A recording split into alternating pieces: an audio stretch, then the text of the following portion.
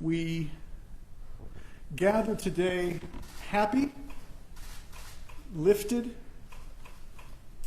encouraged by the work of our investigative team.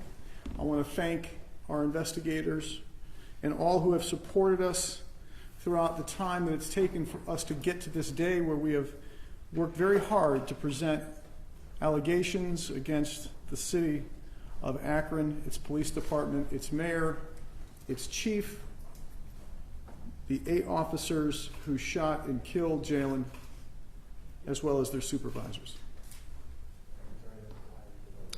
I want to make sure that everybody understands that because this is a filed civil matter, we're not going to be commenting about the nature of our investigation. We'll not take any questions about how we got the information that's presented here in the complaint. We will not be commenting about the lawsuit itself. Everybody deserves a fair day in court, and we anticipate that the court and the parties to this case will get that fair trial here in Akron. This case has been filed in the United States District Court for the Northern District of Ohio. We have Judge Adams assigned to the case. For the media who are interested, there are copies of the complaint that can be made available and that you can access from our media director. We have the complaint and we have the exhibit. These 2 documents begin to tell the true story of what happened here in Akron and with Jayland Walker. These 2 documents tell the story of what's been happening here in Akron since 1998. The story of how Jayland Walker died begins in that year, when this newsletter was circulated to officers within the Akron Police Department. A newsletter that is full of, the only thing I can call it, hateful, violent porn. This is not even the rantings of an angry person or persons. It's the rantings of a hateful and violent person or persons. And you might ask, why are you bringing out a newsletter from 1998 and 99? Because the author of this document became a captain at your department. He was never fired. And he retired with full benefits in 2019. Your tax dollars are paying his current retirement, his pension.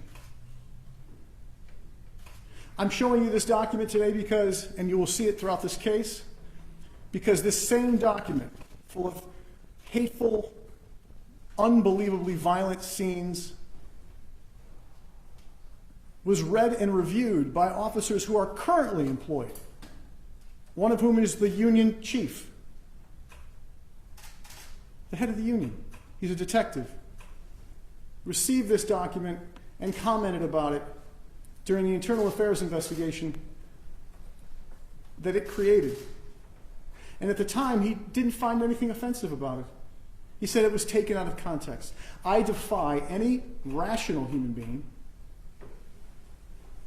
to tell me what the context of this is if it's not hate speech, if it's not the most vile representation of the Akron community, referring to people in this community as species, referring to the arrest of a person as a takedown and it tagging their ear, referring to a species that travels at high rates of speed in excess of 20 or 23 miles an hour on uneven terrain. You'll read that and more in this document.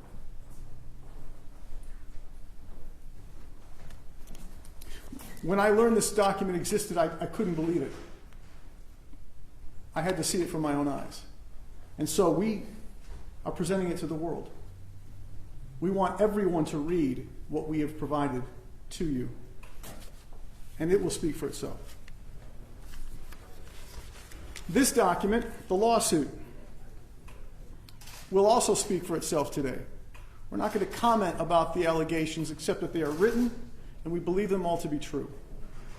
They are the basis of our investigation and we're very proud of what we've produced here. Jayland Walker's death has been mischaracterized as his fault. And we stand today to respond to the extraordinary pressure that was put on his family throughout the time it's taken us to get this to this point. The attacks on Jayland's character, the attacks on Jayland's state of mind, the attacks on Jayland's approach to his life or to the decisions he made on June 26th and 27th of last year. Those attacks were as repugnant then as they are today. And when you measure those attacks against the documents that the city has never shown you, when you measure those attacks against the hateful language that the police officers of your department have shared as jokes to each other, and when you measure the things that they said about Jayland, you'll know who the real monster is in this case, and it is not Jayland Walker.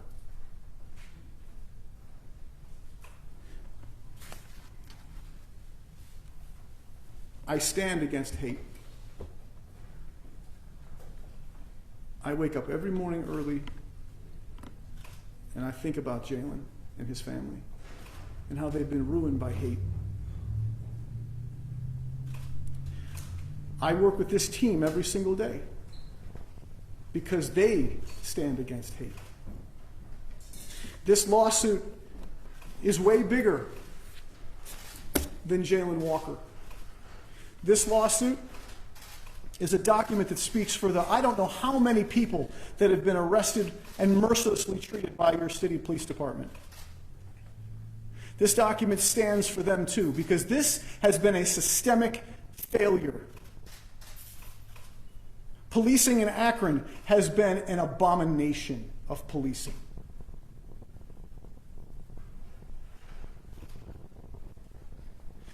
And it is our fervent hope that the mischaracterizations of Jayland Walker will now fade into memory, like this document, this newsletter faded into the memory of Akron.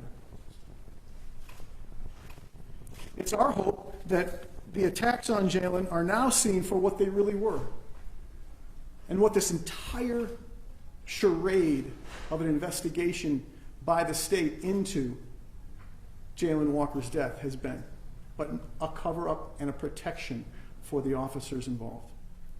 They fear the voice of the Freedom Bloc. They fear the people who want to know the truth. And they know how, and they train their officers on how to avoid that scrutiny. That's in this complaint.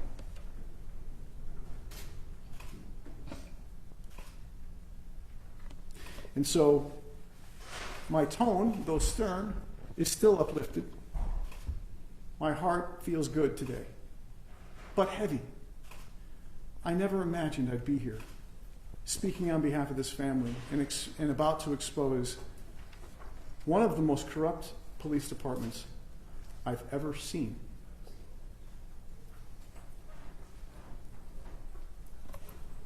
It is not Jayland Walker who has been the menace in this case. It's been the city's police department and its culture of violence and hate. Thank you. Having said that, I will cede the mic now to my partner, Kenneth Barnes.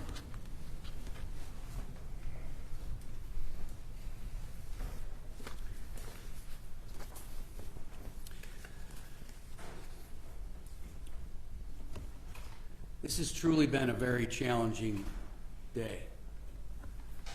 A day that has hope that we will now be able to hold people accountable, be able to get to the transparency and have the transparency that was promised to everybody beginning on June 27th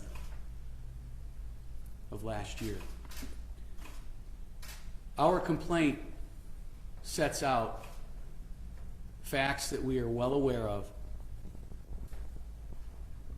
We intend to prove and will prove each of those facts that we have set forth in our complaint.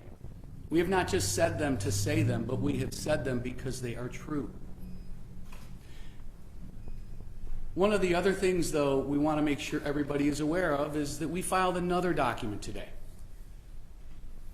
a document that we filed to ask that officers 1 through 8, their names be down as pseudonyms or be on the complaint as pseudonyms. And some may ask, well, why did you do that? This isn't about the lawyers and the lawyers pronouncing the names of these officers. We have heard through the city that they have hoped to not publicly announce those names. And so that no one can accuse the lawyers of gamesmanship, the lawyers for the Walker family of gamesmanship. We have filed a request with the court to allow those officers' names to be anonymous at this point. It will be up to the court to decide whether those names will be released. It will be up to the city to determine if they choose to release the names of those officers. But we do not want to take away from the importance of this event and the importance of the filing and the importance of this to the Walker family by creating any type of fervor over the pronouncement of the names. Because we're here for the Walker family. We're here for the community of the city of Akron, who, as you heard from Bobby, had to live with this terror, sheer terror, for so many years.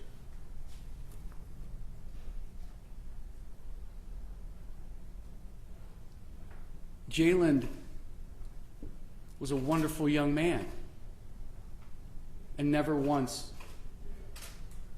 has that been said by the officers or their representatives. They've wanted to tear him down. We are here to lift him up, to show you the man that he was.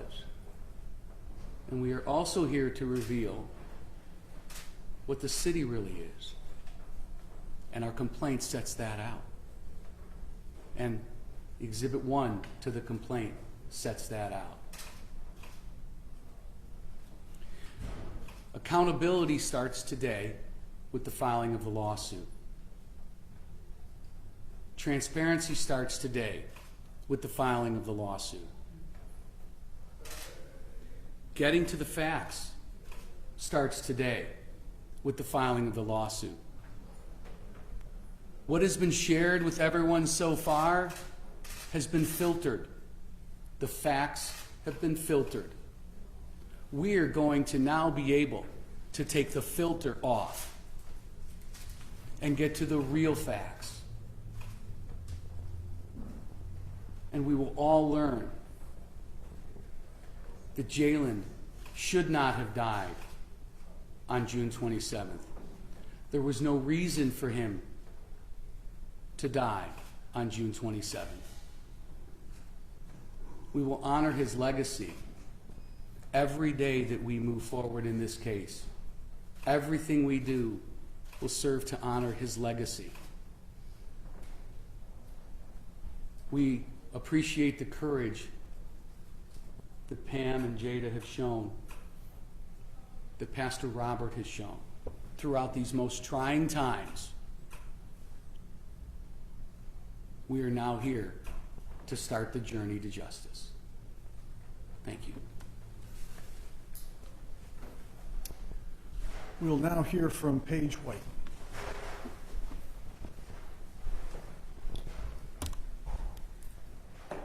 Today begins the journey to justice for Jayland Walker, and the journey to justice for Pam and Jada Walker, and for this Akron community. You see, in this past year, we gave the state of Ohio a chance to get accountability and some semblance of justice, and they failed. Throughout this year, it's been a continuous stream of mischaracterizations. Jayland was violent, he was a menace, and in some ways brought it on himself. That's what this family has had to deal with, on top of losing their loved one.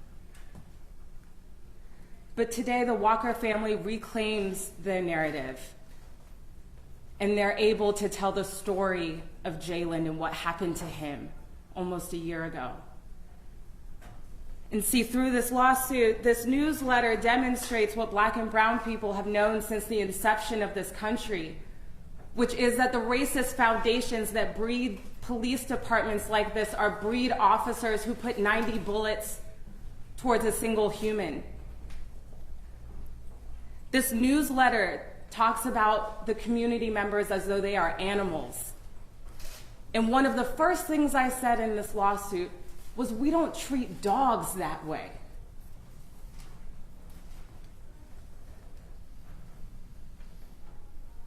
I am so proud to stand next to this family and stand next to my partners as we walk down this road to get justice for Jayland Walker. And we're going to hear from Joe Fouché the third.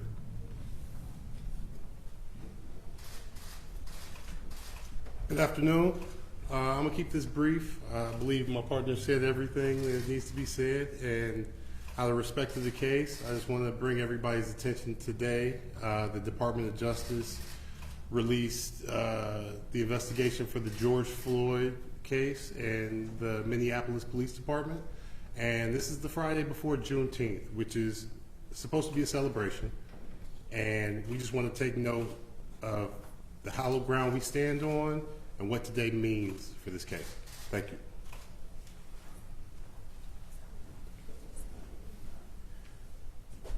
I'm reminded by Paige to just mention that there will be a march that's going to be being organized right now by local community leaders that's taking the Jayland Walker story to Washington, D.C. on the 27th of this month. I did speak to Pastor Robert, who's here on my left. He said that he's not going to be speaking at this point, so we appreciate his presence here. And I just want to say on his behalf how grateful I have been for his counsel, for his steadfast leadership of this family. I know he wouldn't say it, but he's been through a lot. He's endured both local and regional criticisms for the positions he's taken here on behalf of his own family, and he's shouldered that willingly and has embraced it. So I want to thank him as well as all of his church for supporting the family, as they have been very, very, very much supported by the activities of the Church of God in Christ, as well as Pastor Robert's leadership at that church. Having said that, I have no other statements to make at this time, and if there's questions, we'll gladly take a few. Again, please remember, we're not going to be taking any questions about the nature of the investigation, how we got the information. We're not going to be commenting about specific allegations in the lawsuit because those allegations speak for themselves. However, if you do have questions about those